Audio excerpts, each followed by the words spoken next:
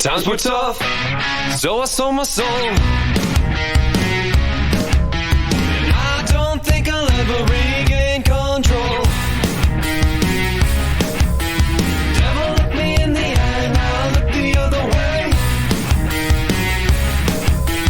What else could I do? I just stood at the doorway and knew I'd rather be drunk with you. I'd rather be drunk. Hey Internet, Dracofunk here, and welcome back to my 100 subscriber special, where I drive this Rover Train to the South Pole from the North Pole, and this is episode 10, and we are making our way, but right now, Alfred Kerman is disembarking the Enlightener, and he is going to board the Rover Train. He can take off his helmet now. That is because the aircraft is out of fuel and has not been able to mine any more fuel. Now, I'm not completely abandoning this aircraft. I am going to attempt to rescue it, but at a later time.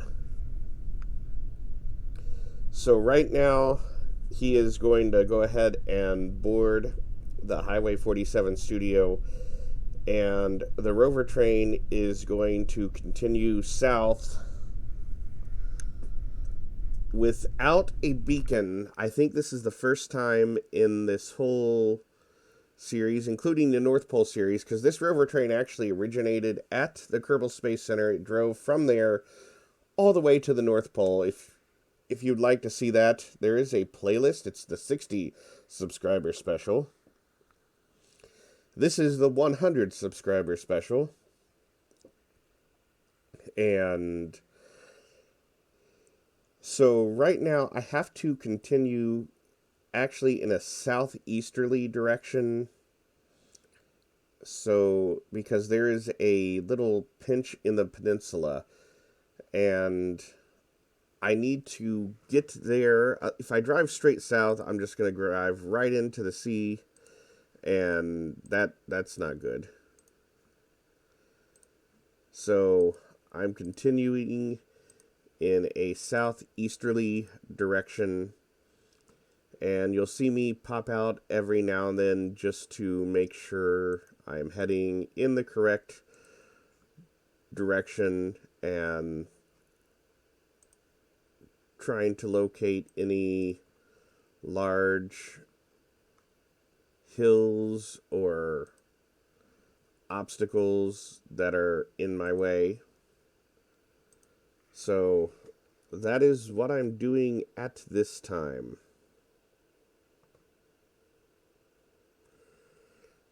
And there's really not much more to say about that. I'm just trying to keep driving in more or less a straight line and pop out every now and then to make sure that I'm on course. I'm being very careful, especially at the bottoms of hills, because I found after a accident that in the troughs of the hills,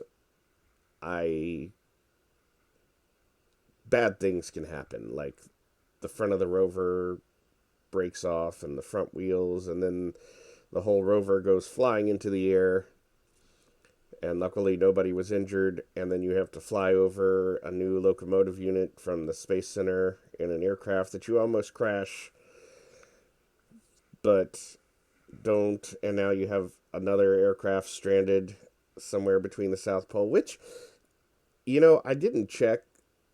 Without the Rover in the back, that aircraft might still fly, even though it's missing the wingtips. But I think the control surface, I don't know. I think the control surfaces, probably not. I may go over there and see if I can rescue that aircraft as well. We'll have a special aircraft rescue episode where I try and retrieve these aircraft that I have since, not abandoned, I don't want to say abandoned, I've parked them. Yes, parked them over there. And hey, this past weekend, Booster 7 was put back on the orbital launch mount. And hopefully for the last time before the orbital launch attempt happens.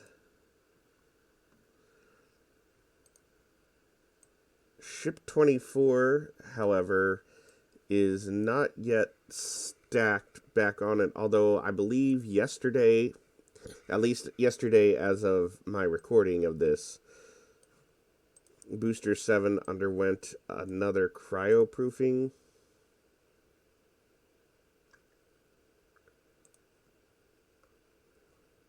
And I'm trying to see if anything is going on with that right now as we speak. So a lot of times I just pop over into the Starbase Live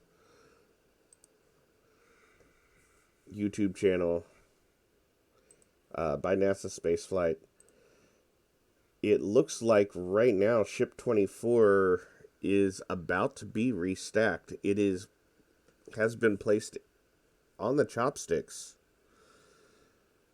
and they may actually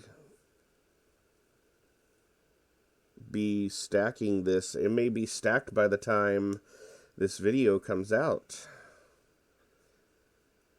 which could be the last time Ship 24 and Booster 7 are fully stacked before the orbital launch test. And the joke is that Elon is pushing for a April 20th launch date, so he can have the 420 launch date, but I think they will go as soon as they can, which my guess is it's going to be late April, early May, if it happens, or when it happens. It's pretty much going to happen.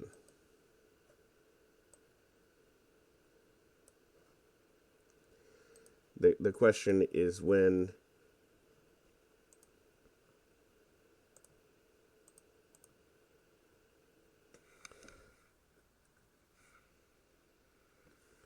So, I've got to make sure that all my stuff's recording.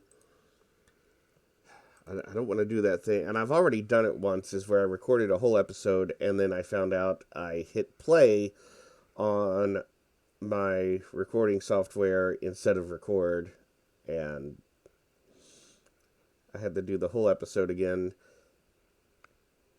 And I also have to watch my time because I accidentally, somehow when I rendered this video, rendered it so as the video is the full length instead of the partial length, as in it's still the entire, it's still the uncompressed time, because I have sped up this video 4 times. That way you don't have to watch an actual hour of me driving in a straight line, and also so I don't have to talk for an hour, which I totally can talk for an hour, but I'll run out of things to say, and I've already done that. There is, if you're really interested in hearing me talk for like 17 hours, watch the 60 subscriber special, because that's pretty much what I did. And actually, it's more than 17 hours. It's 17 videos, some of which are, the longest one is 4 hours long, but I eventually decided that they only needed to be an hour no matter what.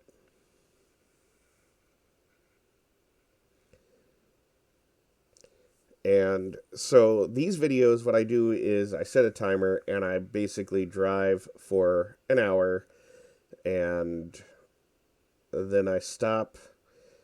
I'll have a little bit of, if anything's going on, I'll do it in real time, and then a little bit of real time at the end so I can wrap things up. But for the most part, it is an hour of driving at 4 times for you. It's real time for me. And there doesn't seem to be this much. I may have turned my scatter down. So I was doing all my recording on my laptop, which was fine until it started overheating, and I was having some problems with the video rendering quality, and I have had to switch to my laptop, or not my laptop, my desktop, which is a little bit beefier machine, and I probably can turn the ground scatter up, and if I remember, I will do that in the next video. And also coming out next week, I hope to finally revisit the reusable space program. I know it's been probably about a month. The whole month of March, I was really, really busy in real life stuff, more so than usual. And I'm actually going to have that not this week, but next week.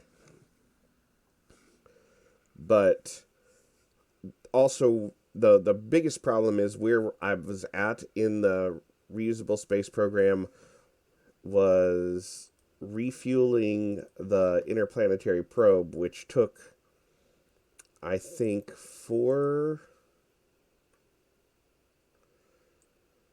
refueling trips from the moon base into Kerbin orbit, and I probably should have just parked it in orbit of the Mun, or even at the station, and just done that directly. That would have been more efficient. And, hindsight's 2020. All this stuff that I should have done and didn't. But that's where we are now. But the good news is it is refueled and ready to go. So all I have to do now is I'm going to send up some more components to fly out to Duna, and it will tow them out there. It has tons of Delta V, and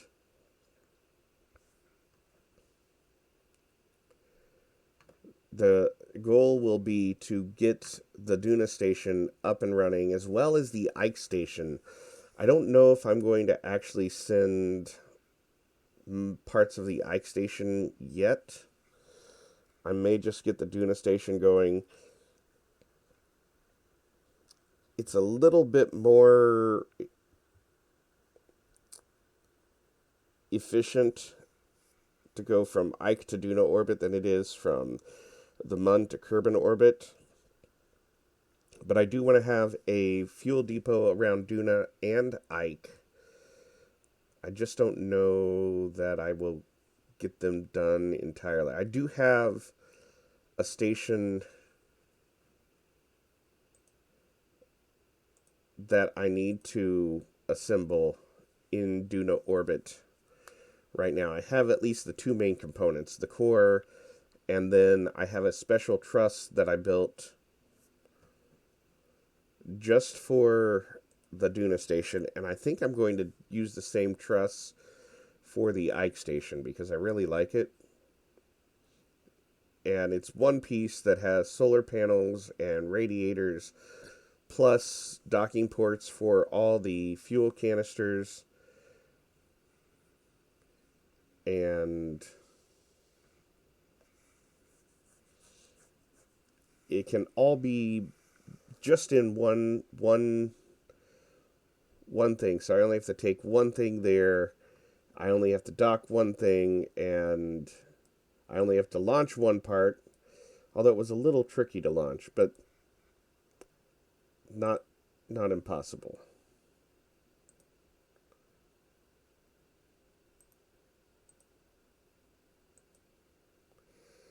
And I think, if I recall, I'm really, really close to where I stop. So here I am. And so I'm going to be stopping here for now. Check out our other videos. Watch the rest of this series. And check out our audio commentaries where we watch TVs and movies. If you haven't done so, like and subscribe. See you guys next time.